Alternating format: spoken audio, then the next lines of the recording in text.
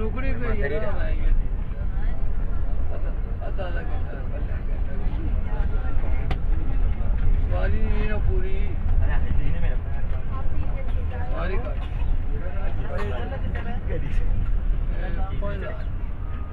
गल कराना एक मिनट कितना हाँ पॉइंट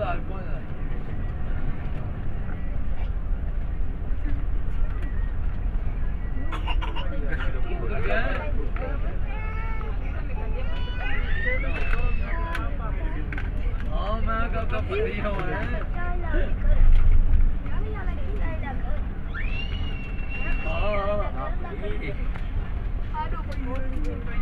हाँ